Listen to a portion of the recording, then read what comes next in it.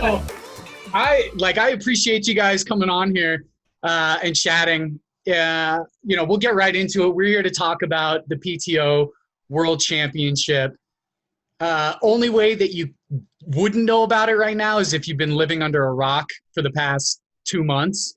I get blasted by ads 24/7, which means that they're doing a pretty darn good job of promoting it and putting it out there.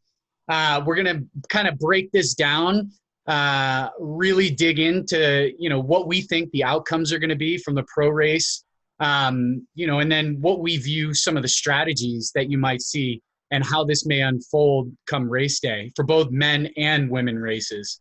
The race itself, correct me if I'm wrong, is a little over $1 million. It's like 1.15, which is a massive prize purse, and pretty much everybody who is towing the line is going to get a piece of the pie, right?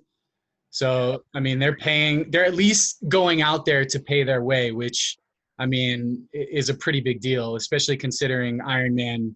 You're going to go out there and you may not even be able to buy dinner, when you're getting ready to leave. So, it's a big deal. And, aside from, the massive prize purse, I think what's unique about it is it's pretty much everybody's a race this year.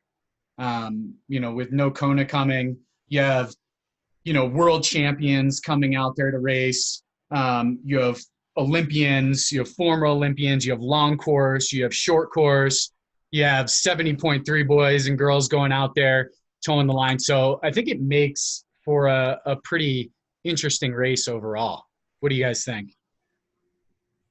Yeah, I think it's going to make for a real interesting race. You actually finally get the short course guys and the long course guys to come together. I think that's the first time it's ever happened that way, where you get both sides of triathlon. I mean, you're getting Olympians versus Ironman world champions versus, it's the who's who of triathlon. Well, what was the race that was out at that? It was Island House, right? Yeah. Island House was probably the only other time that I can remember that something like that has happened where it's been competitive. You may see but it didn't even happen this year, like St. Anthony's, which is a huge race still from a short course perspective. You'll get some 70.3 guys out there.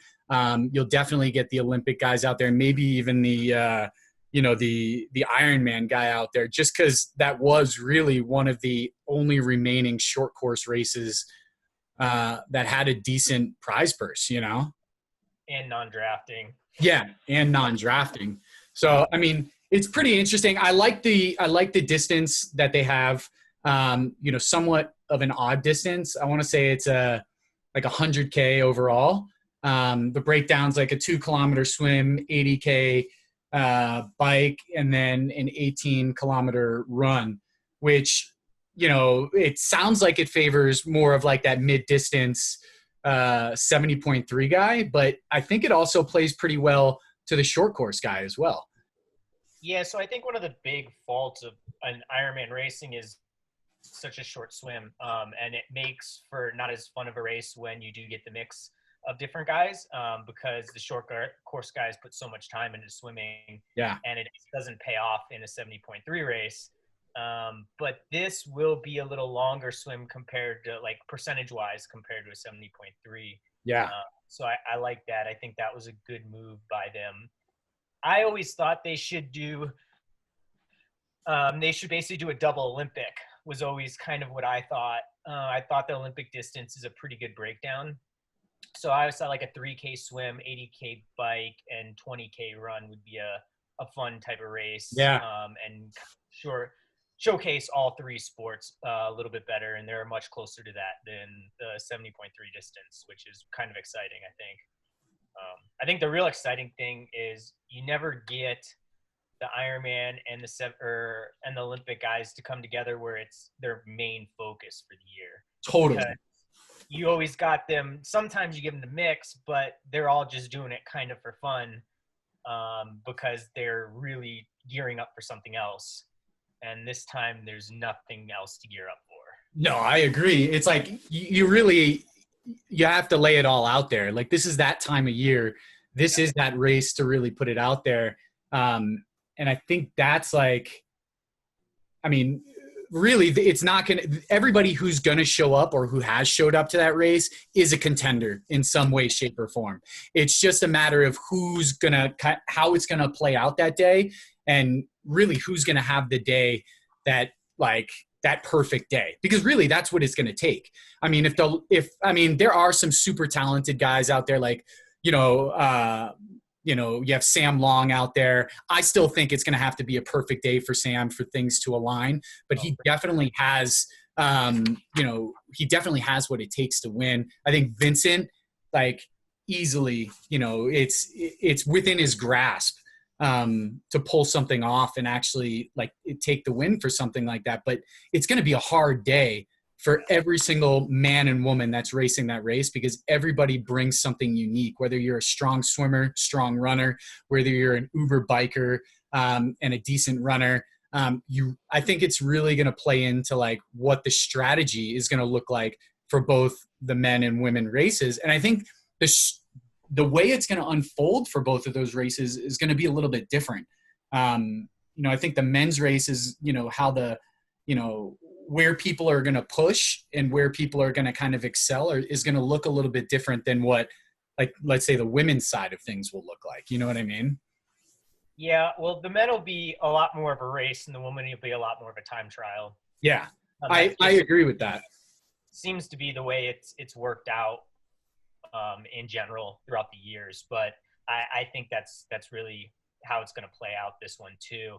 I think the real interesting part I think where everything's going to happen on this race is going to be the bike. And I think it's going to be the bike because of the course. I mean, you just got some guys going around a circle, and you got a 20 meter drafting rule. Yeah. And so between those two, you could get anything, and we'll see how the tactics play out. But, it's going to be impossible if you're the sixth guy back in the train.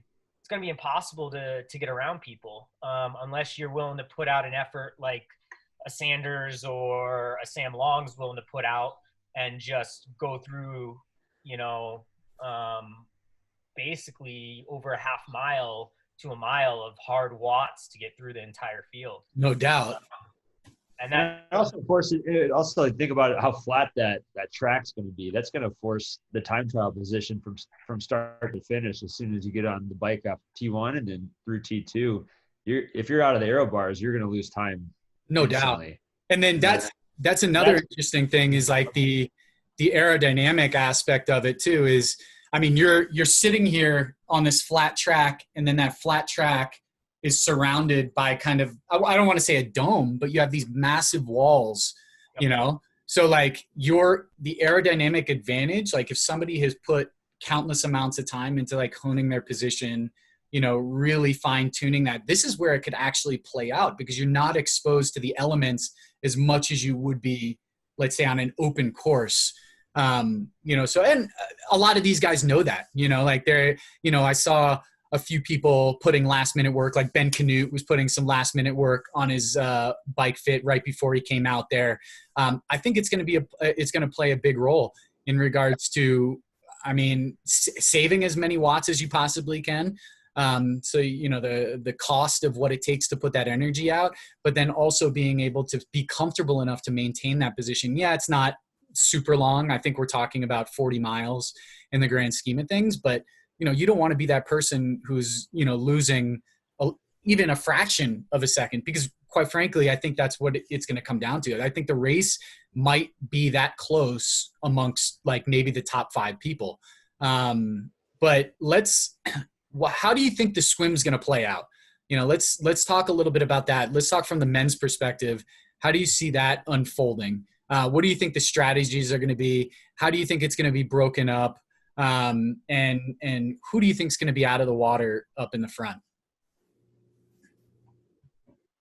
So I could go first, but I think the ITU boys are just going to go flat out on the swim. And so the big thing and I probably oversimplifying this, and Gerard, if I'm giving a little bit of wrong information, go ahead and correct me. But in general, your max heart rate on the run is going to be the highest. Your max heart rate on the bike is next. It would be about 10 beats lower, and then max heart rate on the swim's another 10 beats lower-ish from that. So you can go very hard on the swim without burning as many matches. Yeah. So I think the ITU guys are going to know that and going to try to put a big gap on people like Sanders and Sam Long. If they do that, they can have the first half of the bike to almost relax till those guys come through. Yeah. And that would play huge because those boys can do a very hard hour or 20 miles. Yeah. Bike ride and run very well off of it, right?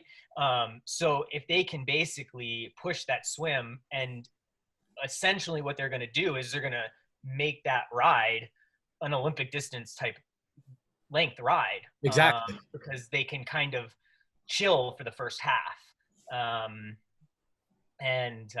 So I think they're just going to go out like a bat out of hell, and you're going to see just all the ITU guys start with probably Gomez, I would imagine, will come out about second, but he'll be the one who really pushes a little bit because, if it comes down to a run race at the end, you got to bet on someone like him. Yeah, no doubt. You think anybody, like, let's say from the long distance side of things, will try to go out with that first pack?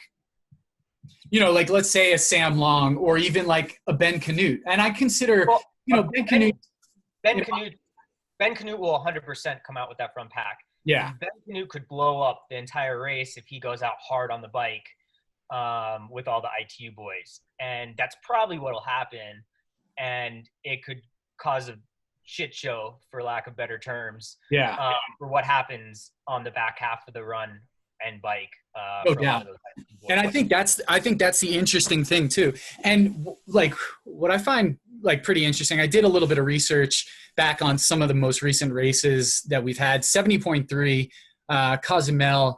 I've raced Cozumel Ironman a few times. I know that there's a current for the Ironman. I'm not 100% sure if there's a current for the 70.3, but I want to say Sam Long, I'm going to use yards here. No, I'll use meters actually. So I think Sam was roughly for the 2,000 meters was like 111 pace, which actually is pretty decent. And Vincent in his 1.5 kilometers was at like 109 in his most recent race. So not too far off in regards to, the pacing aspect of it, which I find pretty interesting. Yeah, but the racing aspect is going to blow that all up, right? Because the ITU boys they might go a 109, but the first 400 totally of that was like, I don't know, 102. Like stupid. Yeah, absolutely stupid. And that's, that's kind of what I was thinking was you're going to have these boys, who are, everybody gets amped up before a race, especially when you haven't raced in a long time, right? Yep. You're towing the line, you're super excited, and you're ready to go out. These guys are going to go out super freaking hard. Who are going to be those guys that try to hang on? Like, I look at it, and it's not even a bad thing that they're going to do it. Like, it may be, I say like Metzler, right? Metzler, I would say does it because he has tons of heart. You know what I mean? Right. Like, he's somebody who like will get he's like super gung-ho about it, and it's not even a bad decision, but like it's purely driven from like heart and love for the sport. You know what I mean?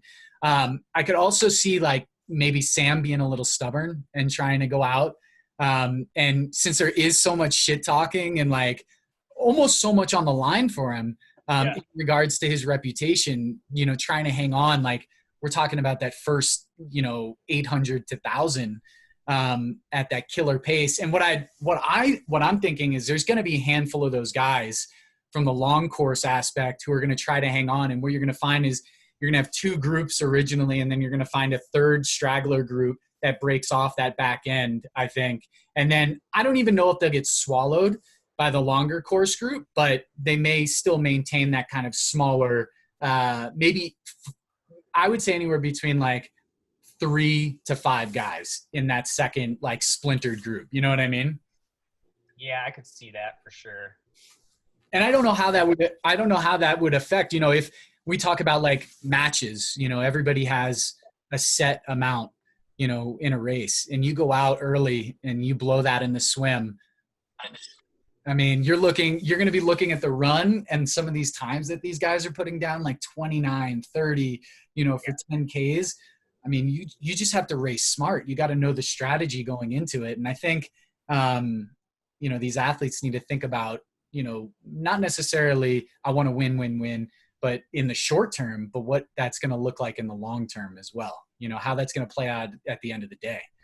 Yeah. It'd be interesting when you say matches. I mean, even with COVID, how many guys have been swimming 5-7 times a week? Probably not everybody.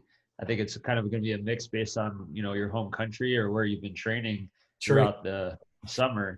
And that could play into how many matches you think you have versus how many matches you actually have in your back pocket come the run. Oh, no doubt. I totally agree. So you think Gomez is going to be out of the water first, Anthony? I think he'll be second out of the water. Yeah, but he'll basically kind of push the pace, and then he'll get someone else will kind of come up and take the brunt of it for the back half, and he'll just sit, and because he's smart. He's smart. That's his MO, dude. Like, that's his MO. Yeah. Like, he's the master of sitting behind people, like and there's nothing wrong with that, man. That's a strategy within the sport. You know what I mean? But I think you have to be good to place yourself to do it. Like, that's way harder than people think. People don't understand how hard that is. And he's a lot of the times the guy who initiates the move to make the splits happen so that the pack's small enough that he can get where he needs to go. Yeah. So a lot of times he actually does put in a lot of the effort in order to make that stuff happen. But once he makes it happen, he just becomes a beneficiary of it by being smart. Yeah. So who do you think is first out the water? Henry Schumann. Yeah. He's going to lead the group. I want to say I still think Alistair is going to be out in front. I think it'll be that. I think that front pack will be tight. It'll be Schumann, Gomez. Yeah, no doubt. And Vincent Louis, I think, are the round out the 5 guys that are. It'll be pretty tight, no doubt about it. And I'm curious too because, Alistair's a strong cyclist. Javier Gomez can hold his own. And if they're out in the front on this, that bodes well. That really bodes well, I think, for some of the other short course guys as well. Granted, we have a little bit further of a drafting distance, but again, like I had mentioned, we have very few elements potentially impacting. So, even if you have a little bit more distance behind it, the likelihood of you still getting some sort of aerodynamic benefit from, what is it? Is it 20 meters? Did you say? What did 20, you say? Yeah. 20. I think you'll still get some. And if those boys can all work together with Alistair there, and Gomez there, I think you're right, Anthony. I think they obviously have 2 options. They can sit, they can, keep it on the easier end of the bike, of their effort, or they can go balls to the wall and try to gap as much as possible and hope they can hang on for the run. But I think you're right in regards to what they'll do, which is kind of sit tight, try to conserve energy, but also try to put some time into it, knowing that their legs are good legs, right? They need to go hard enough to make the boys in the back have to work to get into the front, because those guys, and you've heard it a million times. Sanders has said it, and Sam has talked about it, but they panic when they hear they're 3.5 minutes back. Yep. And they definitely go too hard for the first 15 miles of the bike ride. You've heard some crazy wattages in Kona, like that Sam Long has done, or Sanders has done, in order to try to bridge that gap. And you don't have to bridge that gap that quick, but it's racing. You panic, it's no doubt. There's nothing wrong with it. Like I said, you get wrapped up in it, man. You're at a championship race, over $1 million prize purse. You haven't raced in an entire year. You're like, gun it, whatever you can do, you go. So I think that's interesting. So let's kind of like pivot to look back at last year's result. I mean, Sanders, his post-race interview after he won was, I went into this race as if it was a bike race. Yeah. And he unloaded on the bike and still somehow hung on the run, and that's what did it for him and got him the W. But you also, I mean, in my mind, you have a completely different field here, like absolutely different. And some of those people, I don't remember like 100% because my season had ended at that point in time and the race wasn't as big. The race to watch at that point in time was Kona. So who gives a shit about what happens after Kona, right? But that's another thing is like a lot of those people were rolling into it from a Kona, like they're like, I'm just going to do this race. Maybe they had some obligations from a sponsorship perspective or, they were being paid to show up or something like that. Who knows the situation, but the field was definitely different than it was there. And I would venture to believe if either like Sam Long, let's say Rudy, let's say Lionel, let's say Sebastian, any of those guys try to lay it down on the bike and absolutely rip the legs off of the ITU guys, it's not gonna work out for them. Like they're gonna come to they'll get off the bike first, but we talk about matches over and over again, and they're gonna burn through tons of them right there. They're gonna get off onto the bike. They're gonna have they may have a stellar 10K, and then you're gonna see some big changes in regards to that. What do you guys think? On the run, about the longer course guys who are coming from behind with the ITU guys. Got you. Yeah. I think they're gonna go all out on the bike. I mean, they know they have to. Yeah. But I don't think a lot of those guys don't have that fast of a run that their run suffers tremendously. So they lose a couple minutes, but they'll lose 2 minutes on the run because of it, but they'll gain 4 minutes on the bike because of it, right? So they're actually in a net 2-minute positive. And I think the ITU boys are kind of the opposite, where they could, the difference between a good run and a bad run from them could be a 4-minute difference. Yeah, no doubt. And so, that's just where, just playing that race smart, trying to figure out where to come with the net positive in the end. But it's real hard to leave the group.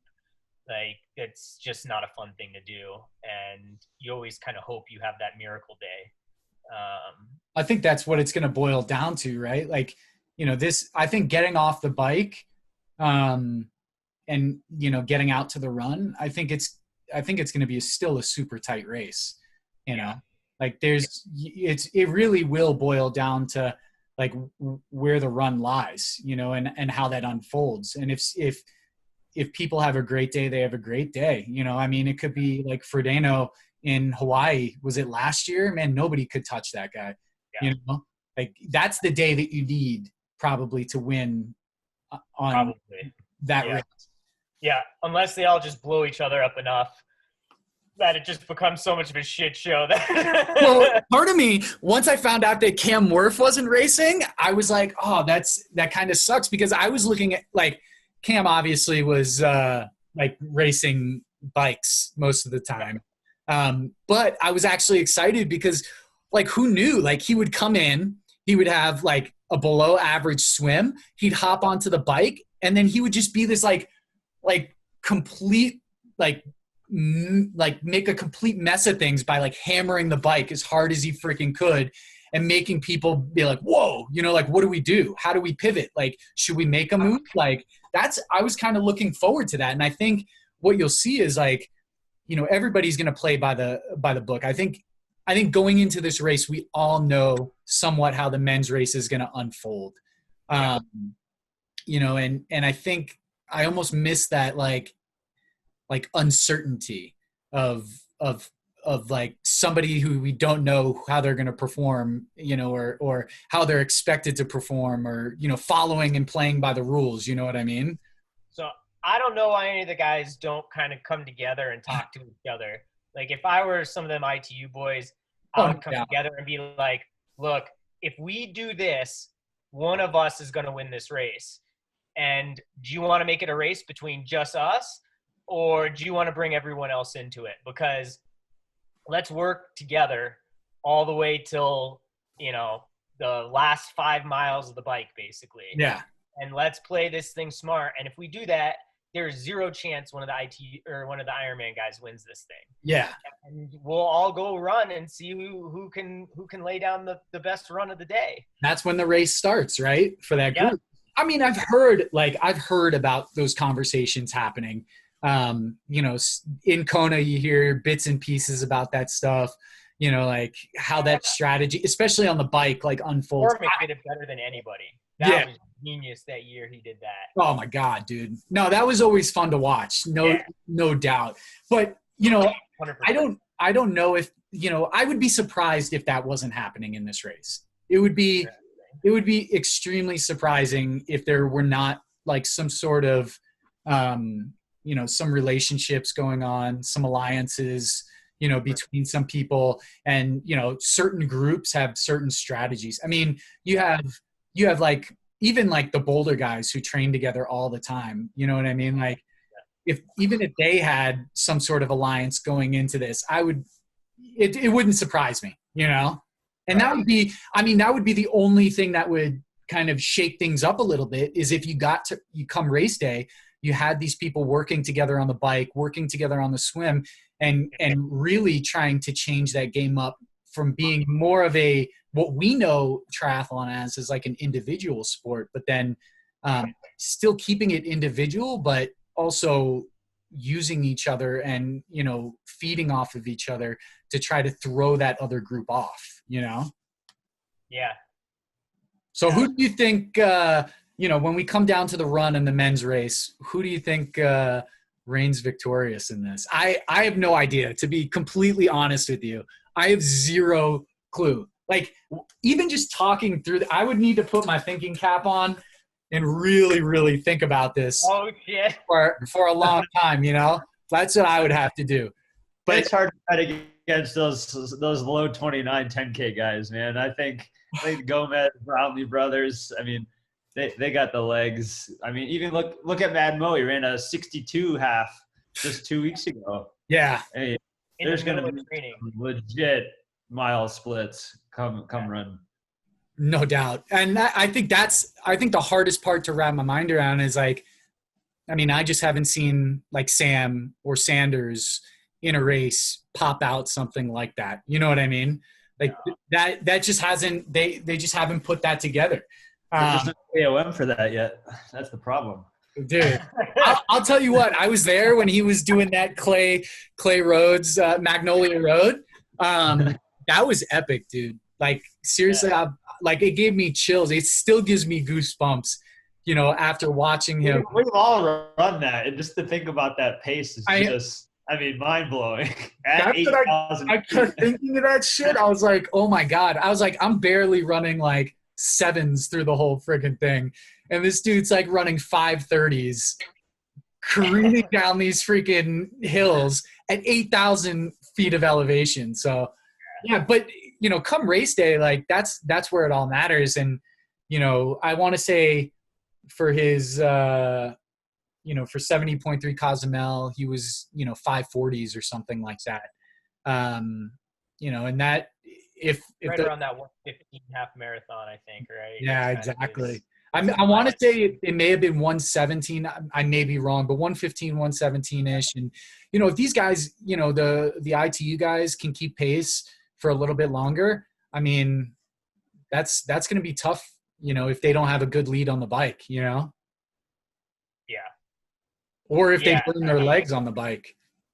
Not only that, I mean, you're going to have Alistair Brownlee and you're going to have Javier Gomez and Mad Mo running shoulder to shoulder. If you have like those three guys running shoulder to shoulder, like, could you imagine? They're just going to pick off people. Exactly. Nobody stands a chance. I mean, those guys are just going to feed off of each other. It's so crazy. If one person hurts, the next guy's going to go and see that, and they're going to feel it, and they're going to pick up the pace. And the guy who's hurting is going to be like, all right, I'll stick on the shoulder. Like, so they're just going to kill each other on that run. If it's a group, there's going to be so many surges that you have to be legit in order to survive those. No surges. doubt. But that's also the element of racing. Like, I think so many people get so wrapped up in like, oh, what are they doing in training or posting on Strava or this and that and the other. But like, Anthony, what you're talking about is like a race, like there's a difference between like what's happening in training and what's happening. Like, it almost like you have to think about the element of heart, you know what I mean? And like absolutely like laying everything out there. And that's why I love talking to you about this shit, because it's more, you see such a broader picture than like, here's his 10K time and that's all his 10K time was at that race. You know what I mean? Like, you look at it from like these guys are like, they're hungry and like they want this shit, and they're going to lay everything out there and legitimately run each other into the ground to get the result that they want. I mean, the other big thing too is like, if someone like Mad Mo can come off the bike with the pack, right? I mean, him making that money means so much to him. I mean, that allows him to go try to medal in Tokyo next year, right? Because now he's got money in the bank, and he's not worried about where his next meal is coming from, and he's not worried about how he can save money here and there. Someone like that, I mean, they're just hungry for that money, and I think that's an intangible thing that someone like the Brownlees and the Gomez and stuff just doesn't have anymore. There's just nothing you can do about it. I mean, it's just the way it is. Yeah. But, I think that just makes some of those guys hungry. It's just part of that chip on their shoulder, and you can see it with like him. He's just got this massive chip on his shoulder, and it's because he wants something. People told him he can't get it, and he's suffering day in and day out because and you can't. I mean, that it's different than heart, but it's just one of those things you can't put a price on. You can't, and that makes a big difference. And I mean, you've seen it like in the race. Like I'll say if he's there at the end with about 500 to go, he makes the move. Yeah, and he just goes head down. That old who was it? Greg Bennett type, head down. And just mows and sees and just dares anybody to come with them and suffer for 500 meters. No, I would agree with you, man. And there's like, that's just an element to racing that you can't predict. Like there's no amount of like, race analysis or anything like that can determine like when races get that close, who's going to cross that finish line first. And I really, really, truly think that it's going to be that close at the end of the day. I think it's going to be a super close race between at least your top five, and then I think it's going to spread out a little bit longer. Top three most definitely will be there. And I personally will probably say Alistair. I think he's the one with the deepest resume in regards to both sides. He's played both sides very closely. He's had great results on both, so he's just a natural, basically an underrated biker too. Yeah, I definitely think he's an underrated biker. And the cool thing about it is when you watch him race, he is more of an aggressive biker than a lot of the boys. You know what I mean? So he gets pissed off when people are sitting back, on his wheel. He wants them to move. He wants them to work. I think that's talk. Yeah, and he'll talk. He'll shout it out. So there's no question in my mind. And that's part of me what is almost hesitant in regards to like thinking of him as an ally of the short course guys, because I think the short course guys would tend to use him on the bike or want to use 100%. Him on the bike. Yeah. And he's going to want to maybe make a break, outside of this. So I've always saw him, especially in like longer course races, he's always been the go-getter. He's always been pushing the pace. He's always the one, like you. Yeah, even in the ITU. I think he's going to come out of the water. I think he's going to be strong. I think he's going to manage this situation very well. He knows his competitors. He knows their strengths. He knows their weaknesses.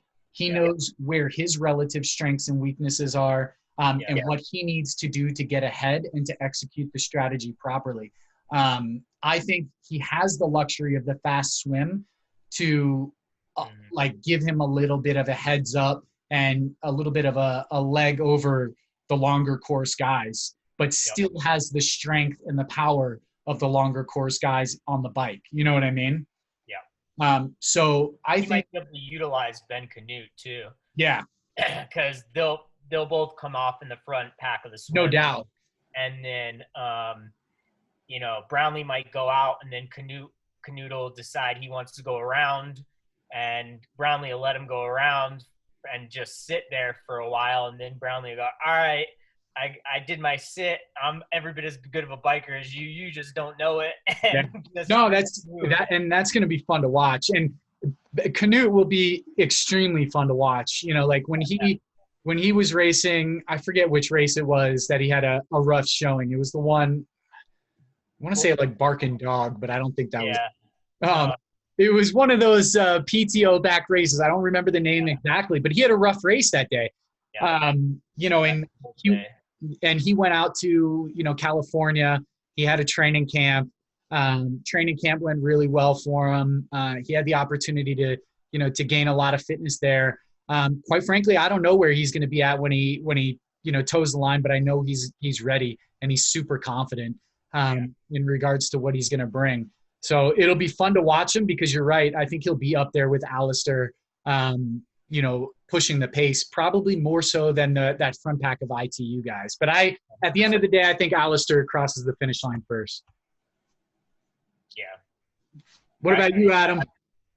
Yeah, that's my pick too. I have Brownlee up front, winning, start to finish across all three disciplines. Damn, all three. I think someone that's going to go with him though that you got to look out for is Vincent Louis. I think he's going to sit on Alistair's tail through the swim, and I assume they're going to work together on the bike. Yeah. So I think he's proven himself through the run that he's the guy to watch out for, and somebody working hard on the run through the finish line. I think he certainly has the fastest run right now, in my opinion. Potentially. Yeah. Yep. So he's real good at that 5K, and he's not quite as good at the 10K in the ITU stuff. So it'll be very interesting to see how he does on a 20K. Yeah. I mean, I don't really know enough, but I have seen that he likes that 5K distance much better than that 10K distance. So now we're going to double that 10K to 20. So we'll see. Which you lose a little bit there, you lose a little bit of time there.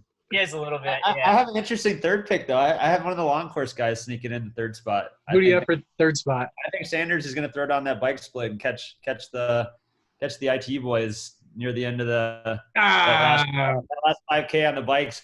He's going to be coming. I don't know, man. I honestly, he's got that Prefontaine mindset that, it's a pure guts race and he's going to bleed to make it happen. I feel like he's willing to go into the well. I struggle with Sanders. I really struggle with Sanders. First off, from like a pressure perspective, I think the first time that Sanders has actually performed well under pressure has been this year at the hour or at the hour record. Aside from that, he's fallen short every single time there was pressure on him. If you think about that, ever since he placed second, right? He placed second at Ironman Worlds. Every single time after that, he's fallen short. He always does something stupid in training though, and maybe he's learned.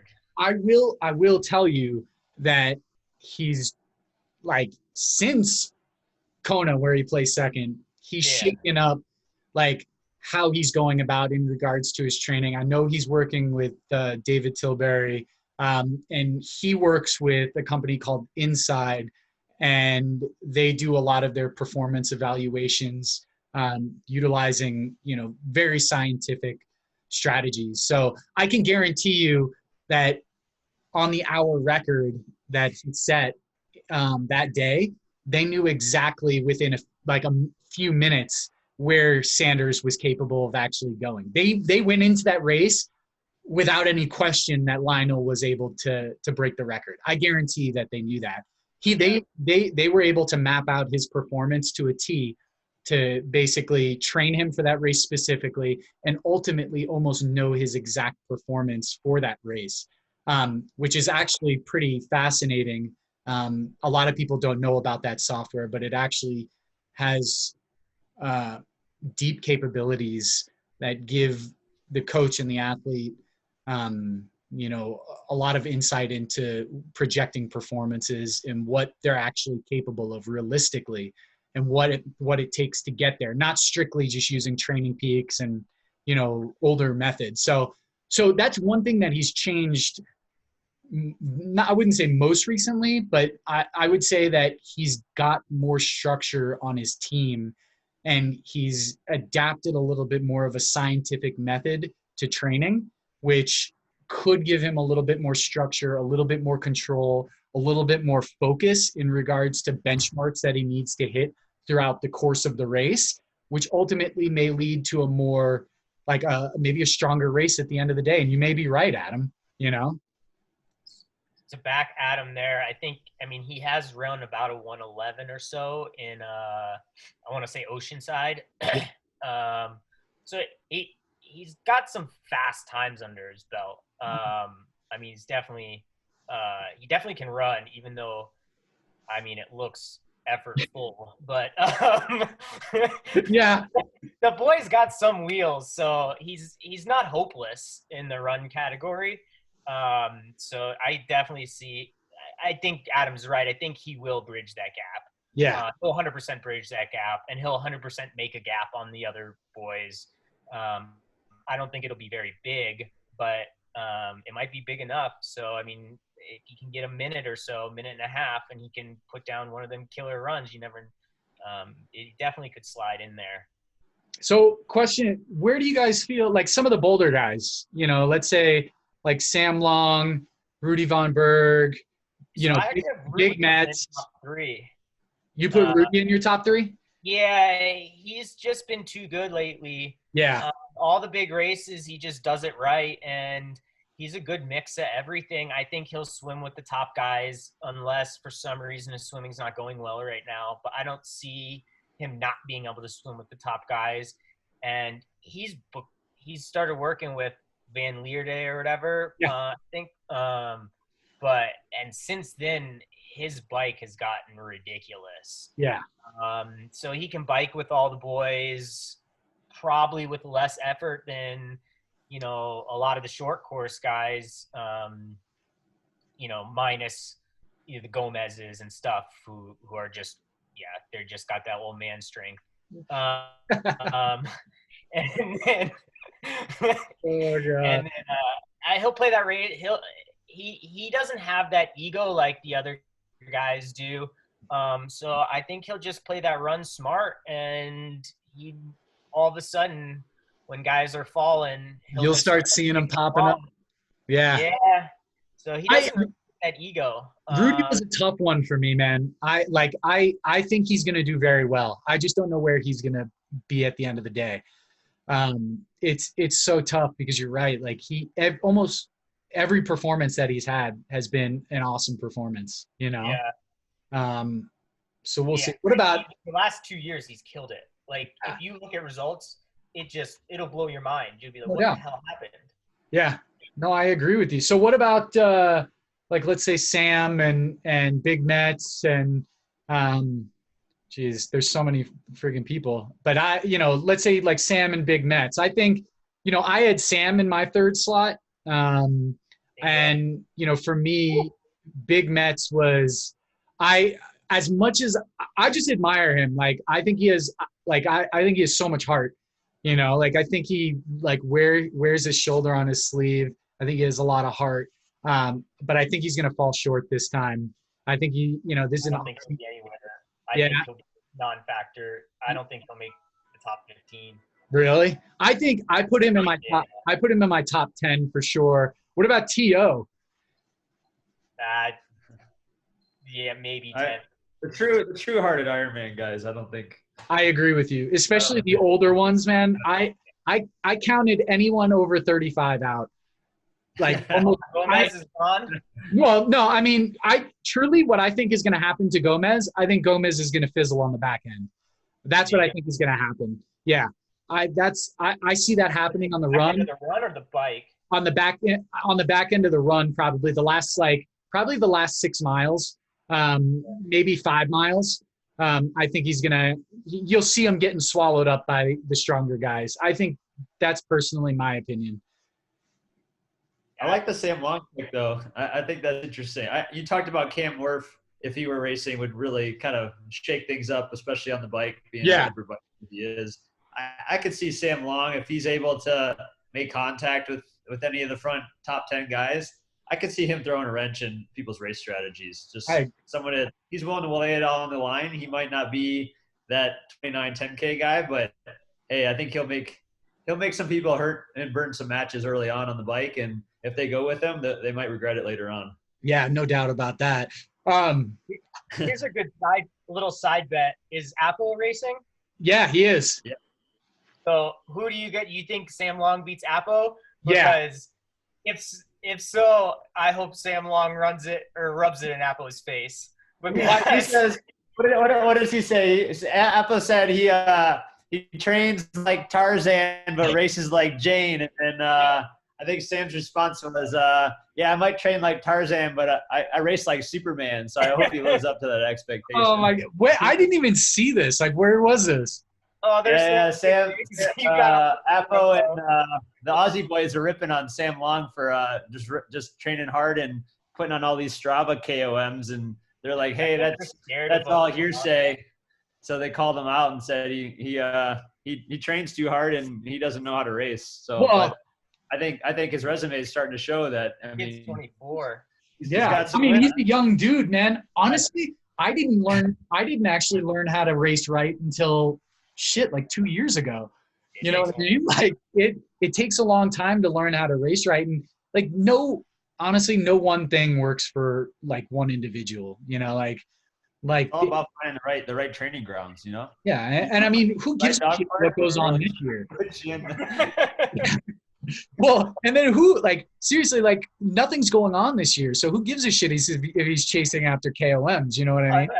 Like it doesn't matter. He's making runs that aren't even KOMs yet. I mean, he ran all the way up to Ward just for the hell of it. Yeah, the Ward thing. But he's the only one who stayed motivated. All these other yahoos are just diddling around doing nothing, and because they're not motivated, I don't blame them. Yeah. But young guys like him and Mad Mo and stuff, they don't care that it's an off year. They're looking in the future. And in the future, that's exactly what it is, man. Ways to keep themselves motivated and goals to set, because without goals, you're screwed.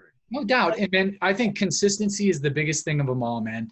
You maintain a certain level of fitness, you continue progressing year after year, and you're bound to surpass people who take a year off and sit on their hands. Like that's Anthony, you're going through this, man. You're coming back from, you're coming back.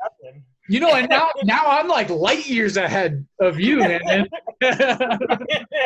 You sit out for a year or two, dude, and I'm like, boom, bro. But this is getting long as hell. But let's years ahead of me now. Let's talk a little bit about the women. Yeah, my age is a couple of years ahead of you. That's what it is. Let's talk about the women's race. I honestly think the women's race is a little bit more interesting than the men's race. Partly because I don't know how the hell it's going to turn out. I really have no idea. We have a handful of strong swimmers. I think we all know who's going to jump out in front on the swim, but let's kind of, piece this apart, pick it apart, and kind of see, what the strategy might be. My big sleeper, and I don't know anything about her training, but I got Nicola. Is that how you pronounce her name? Winning. Spirit, right? Yeah. Yeah. And I don't know if you watched back before the 2016 Olympics, she was doing all kinds of 70.3s on a road bike and just killing it. And I mean, she's with Sutton, and he's a mastermind, but nobody understands what he's doing, and somehow it works. But she was just killing 70.3s in preparation, and she put on one hell of a race in 2016. Yeah. The Olympics. And so I don't know. I think she might even had a kid since then or something. But Really? and I could be totally wrong about that. But I don't know how her training's going and stuff. But if she's training well, I don't see anybody beating her. Interesting. Very interesting. I always struggle to wrap my mind around like Holly Lawrence losing. I think if her training's on point, and she's been doing all the right stuff, like she's always a contender. And I want to say, like, I don't think she's ever been off the podium in a race that she's raced. Not in a long time. Yeah. I mean, and she's probably won like 70% of the races that she's raced overall. Yeah. You know what I mean? Like that's a track record that, especially, and this is like her sweet spot, right? Like this is 70.3 is like her jam. You know what I mean? Yep. And I would only say the only other person in my mind who is possibly a contender in that would be Anne Haug, if that's how you pronounce her last name. Haug. I'm sorry if we butchered it. People mess my name up all the time. Yeah, those are the only two people, like, or the only person I could see kind of throwing a wrench in that. I think Holly Lawrence has a mindset of like hunger when she gets to the race, and she flips that switch and she's just going. You know what I mean? That's interesting. You think the Ironman like athlete on the girls' side is more favorable than the ITU athlete? Yeah, I do actually. I think first off, Holly Lawrence still has some good speed in her. And she's not, I wouldn't consider her a true Ironman in the first place, but then Anne, like, she's just a strong woman. Like I would say a consistent swim, an extremely strong bike. And I want to say she had the fastest run in Kona, and she still had some left in the tank in that regard. I think what's different about what you're going to see the men versus the women from like the ITU perspective is I don't think that the women on the ITU side have like the necessarily legs. I think there's a gap between like the legs of an ITU woman on the bike and the Ironman women. I think the women with Ironman legs just have a stronger set of legs. And I think they're going to hold out and push past a little bit quicker than we think. You know what I mean? Yeah. Yeah. And are some of them ITU girls, are they willing to push in the places they need to push? Like we said, the men are just, I think the swim's going to be just crazy. I think you're going to see way more splash kick than you've ever seen in an 70.3 race. And are the women willing to do that? Are the ITU women willing to do that? Well, I don't think so, because there's not enough ITU women there. Like a majority of them didn't show up, I don't know why. Maybe it had something to do with the virus or something like that. But where you have more ITU men in a pack together, or people who have raced together, like more recently, like you have the ability to like feed off of each other, work with each other, the strategy a little bit better. But I want to say there's only 2 ITU women or 3 ITU women that are racing. That's hard to do. It's hard to find that momentum that you need to get if you want to put, let's say you push a gap on the bike, or if you want to sit in and hold off for the run. I mean, you're just going to have, there's too much imbalance one side versus the other. Whereas the men's race is a little bit more evenly split amongst ITU guys and long course guys, capable ITU guys and long course guys. You just don't have that split there. It's long course heavy. And I think you're going to find that, and the other thing is, I don't know if the ITU women are going to be the first ones out of the water, Interesting. That'd be sad if they're not. I mean, you have Holly Lawrence, if she was going to be there, would have been a contender, but you have people who are longer course racers who are certainly capable of getting out of the water, Right. just as fast. One in particular, Lauren Brandon, Right. so who's second out of the water every year in Kona. So like, what is she going to do in that regard? I'm sure she's used to being, obviously going into every race. She's the top dog in the water. No question about it. Does she work with those women, like the ITU women, or does she try to do what she normally does and blows the other women out of the water? Is she capable still of doing that? Yeah. Yeah. I mean, there should be some ITU girls who can sit on her feet. Will they or will they not? I don't know. I think Brandon she'll go all out on the swim. She's done it in every single race. I mean, she sits on Lucy Charles's feet in Kona. Like, she's for sure will do that, and she's a good biker. She'll try to put a little gap. But yeah, you're right. They're a little bit more evenly matched on the swim, the ITU and the Ironman girls. Yeah. And I don't think, Holly Lawrence, if she's in good form, like, I still think she has the capability of swimming decently. And it's, in my opinion, I don't think the margin of difference in regards to some of these women are that big. Where I do see it a little bit more, though, is on the bike, personally. Like, I think that's where you're going to see things get shaken up. There's some great women who are on the bike there. Lisa Norden. Yeah. She's training well. I mean, back in the day, she destroyed everyone in like high V. Yeah.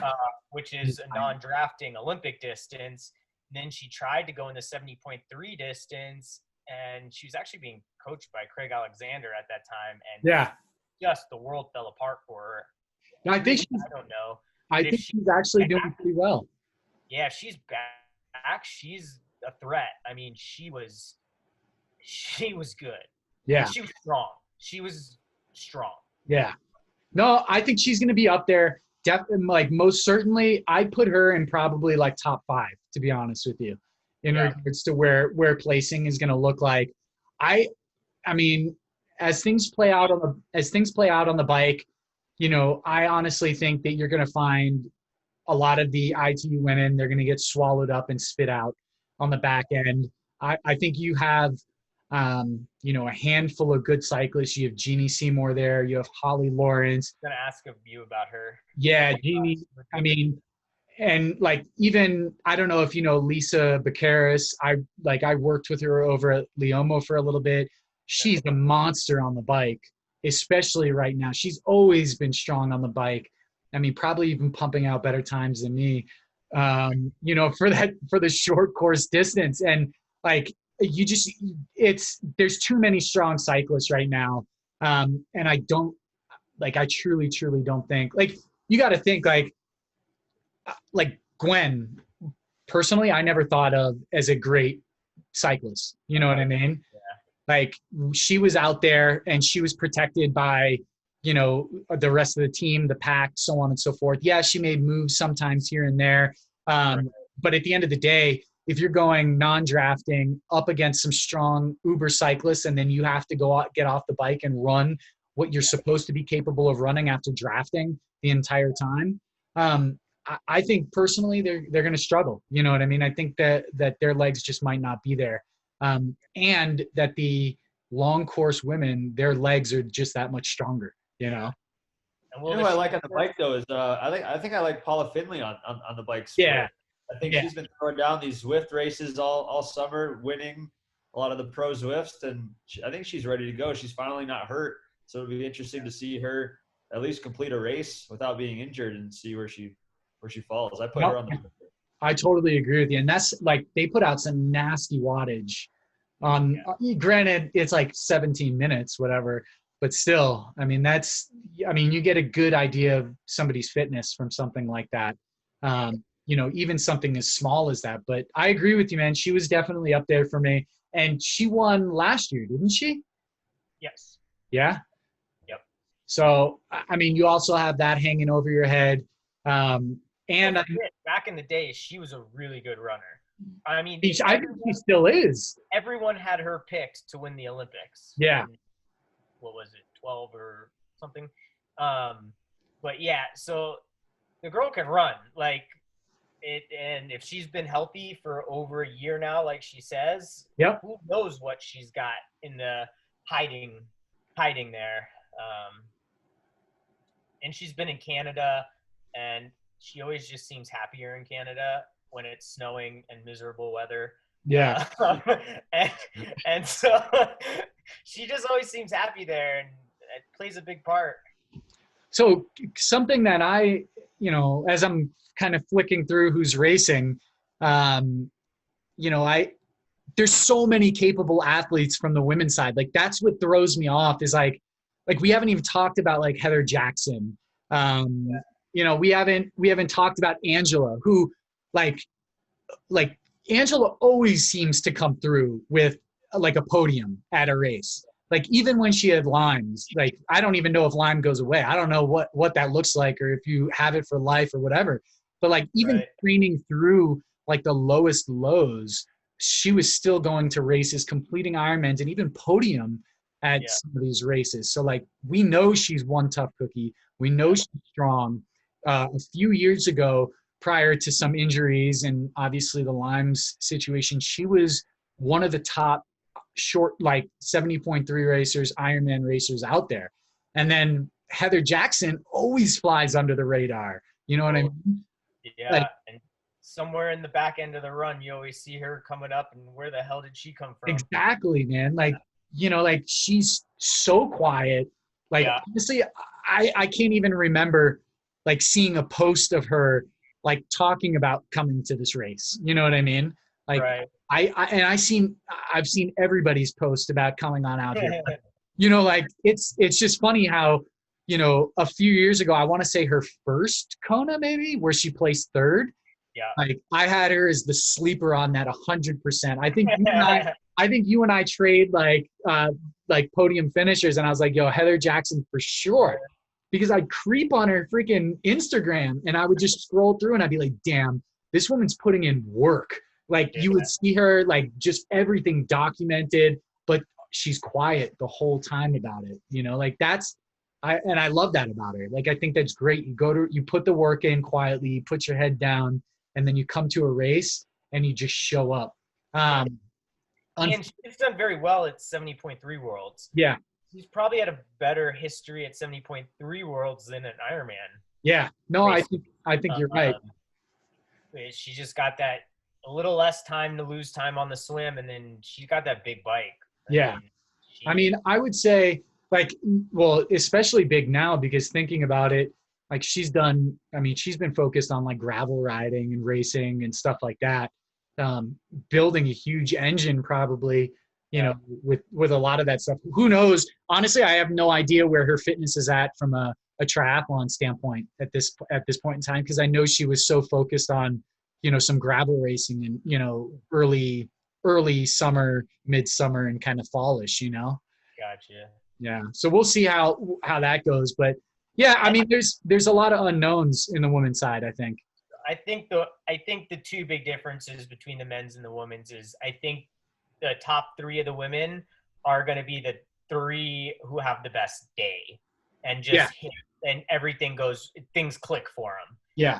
I think the top three men, it's going to be solely dependent on how the race unfolds. Yeah. I don't think it's going to be your three guys who just have the best day. I think it's going to solely depend on how that race unfolds. Totally.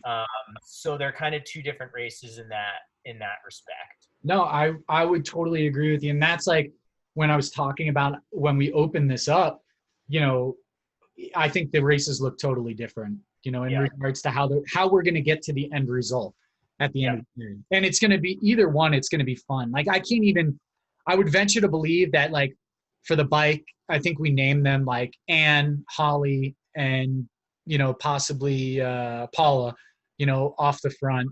And then it's going to get down to the run. And quite frankly, I have no clue who's going to pull off a better run at the end of the day. You know, like that's so hard to say. I think it's extremely close. I think their fitness levels in regards to what's capable on the run are extremely close. Yeah. You think we'll see like a pack on the run possibly in the women's, or you think it'll just be a string and people going in and out of places? Man, yeah, I would say that you're probably going to have a pack of 5 off the bike of the women that are relatively close. And that are probably going to stay with each other for a majority of the race. I think for the women, the race is going to be determined probably about mile 7, I think. I think that's when I think you'll know like who the top 2, 3 will be by mile 7. I think it's still going to be that close of a race. You know, like I truly think you're going to get 5 great women off the bike. Majority of those women are going to be 70.3 or Ironman racers. So they're not scared of that run distance. They know that they're capable of tackling it. And really what I think you're going to see is you may even get a little bit of play here and there. Some people may try to, may push at a certain point, try to crack somebody, but I think overall what we're going to see is just I think the run's going to be, the women are going to go out hard. I think it's going to be a good clip. And I think by mile 7, you're going to recognize that who put the training in, for this race and who just didn't have the training underneath them. You know what I mean? That's what I think is going to happen ultimately. That makes sense. You think a Leslie Smith can run her way into like 5th? Leslie always impresses me, man. Like she always, honestly, she definitely slips off my radar almost every race. And I always regret it because I look at the results the next day and I'm like, well, shit, where the hell did she come from? And that's like even her Kona result, like you just look at it and you're like, well, I didn't expect that, She never burns matches in places she doesn't have to because she's too crappy of a swimmer to be with anybody. And it works. I mean, it works out for her a lot of times. Do I think that she's going to be top 5? No. I don't think she'll be top 5. I think, top 10, I think that's realistic for her. I think there's, I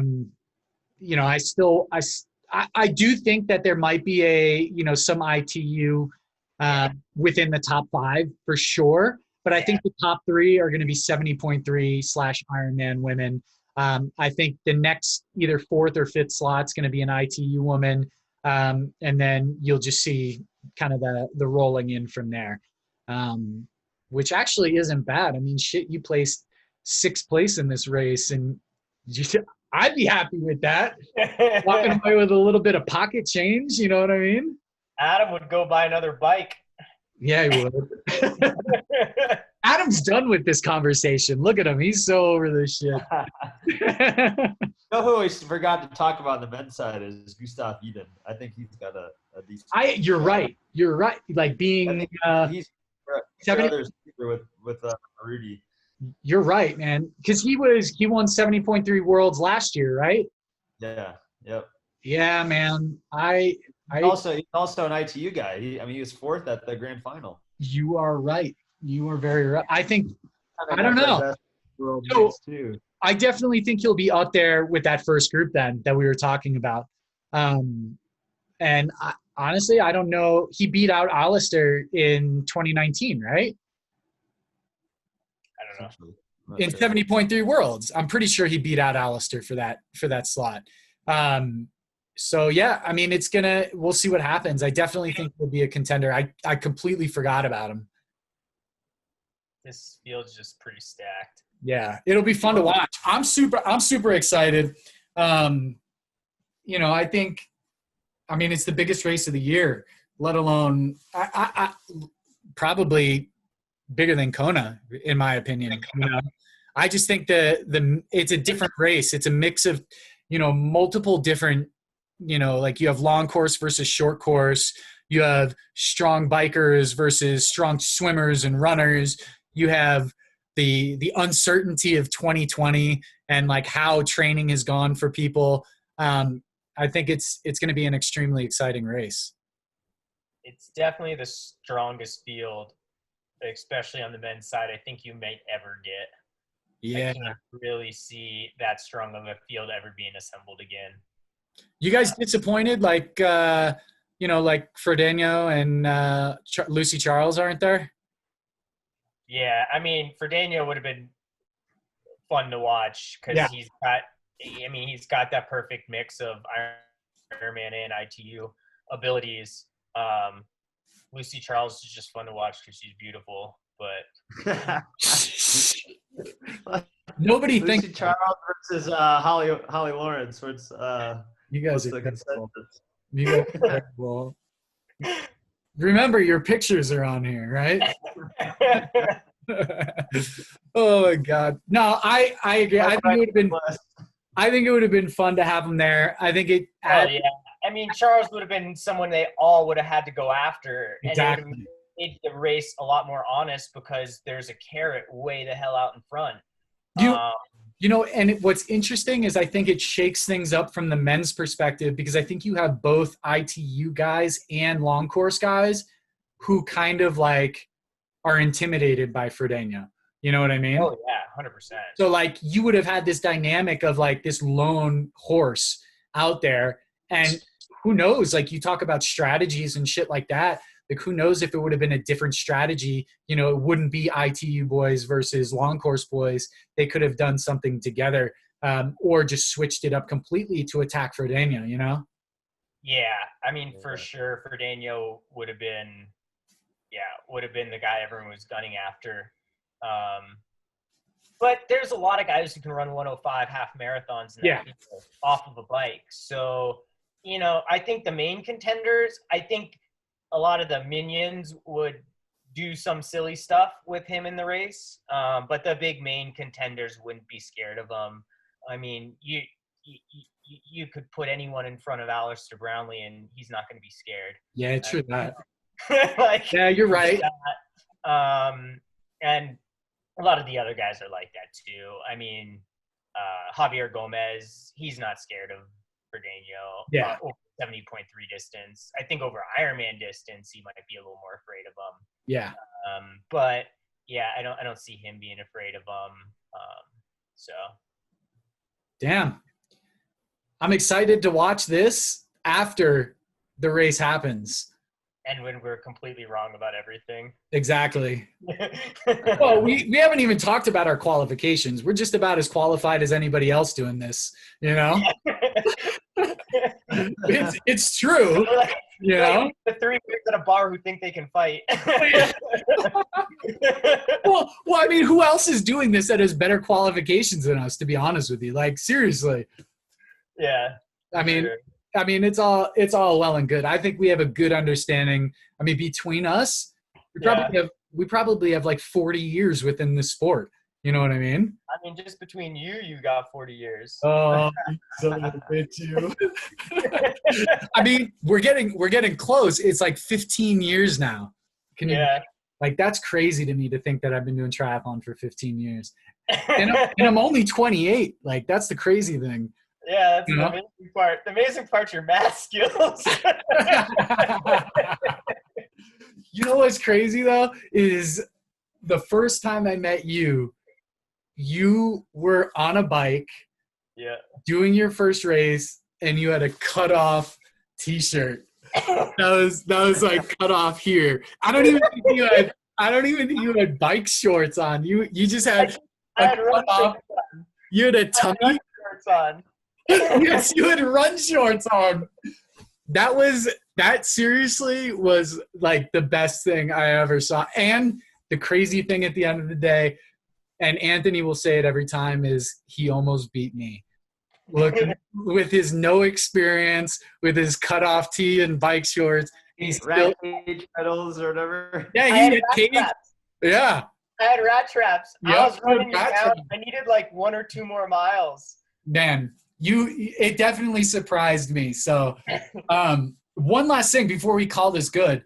How about any amateurs racing? Like, between all of us, like we have a lot of experience within the sport. Anybody towing that line, you know, for their first time, you know, or if they're kind of like middle of the pack age grouper or front of the pack age grouper, do you guys have any advice for them, recommendations, anything like that? Wise words of wisdom. What's up? Like if they're like racing? Yeah, if they're racing. I think just enjoy the process. You put the work in that leads up to a race. I think it's your time to cash in on all those hours that you've been putting into workouts. I think that's the fun part. Yeah. So enjoy every minute of it from start to finish. I think it's, you know, win, lose, or draw. You're there to have a good time and prove to yourself what you're capable of on the day. So I think that's just capitalize on all that hard work and effort. Yeah, no doubt. Yeah, I think this is similar. I think the one thing is, like, it's not bad to be a little nervous. That's actually good. You should be. It's going to hurt like hell. And if you do it and you're not enjoying it, then you might want to think about doing something else. Because if racing isn't the most fun part, then I don't know. Maybe go after some Strava segments with Sam Long. Yeah, that sounds like it'll be way more fun, dude. I think Beer Mile World Champs is the next. Your next. No, man, it's the dollar menu mile. That's what we're doing. The dollar menu mile. I'm in. I don't think that. No, that needs to happen next year. Dollar menu mile. I'm gonna put it out. I'm gonna blast it out to the media channels. I'm gonna get everyone on board. The who's who of triathlon. I'm gonna even line up Tin Man Elite. I'm going to get them there. I think we can put a big prize purse on the line, like $50 McDonald's gift card or something. We'll get everyone out there. Oh, no doubt. I was actually, I would, if people would show up for something like that, I would seriously consider putting a prize purse into it. Because I think it would be just a fun-ass event, you know? What's the order? Is it pick your own dollar menu, or do you have a set menu? I would probably buy all the food. So I would buy certain. I think you gotta like keep it consistent, right? You have exactly. Like one lap's got to be like a Frosty or one of those. Yep. Bad brain freeze. Like you're gonna put a Frosty. Another one, you got to be just mowing down the 10-pack of chicken nugs. Yeah, and the double cheeseburger, man. Double cheeseburgers, yeah. I'm serious. I truly think like that would be something fun to do, like right as the off season, like winter is ending. You know, people go out there, they have a little bit of fitness, we have a little bit of fun, we eat a bunch of McDonald's, and people could possibly make some money. You know what I mean? I think we need a spike up and everything for this one. I'm gonna go online and find some good spikes. It's just a matter of finding a place to do it. I don't know a school that would want to sponsor something like that. Well, you got a better chance than the beer mile. Yeah, you're right. Because you can't bring alcohol within like 600 feet of a school. Oh my God. We'll see, boys. All right, man. It's been a long chat. I appreciate everybody's insight. I think everybody hit the nail on the head. This is going to be a fun race to watch. You know, everybody tune in. It's Sunday, right? It's a Sunday race. Yep. Sunday at, 8 a.m. our time, mountain time? So Mountain time, so that's 10 Eastern. 2 Eastern for the men. All right, man. Well, anybody watching this who wants to come watch it at Adam's place, we'll give you the address. Especially if you're drinking. I'll drop the link to his address publicly so everybody can show up. Back his mile before there, of course. Add his account to it too.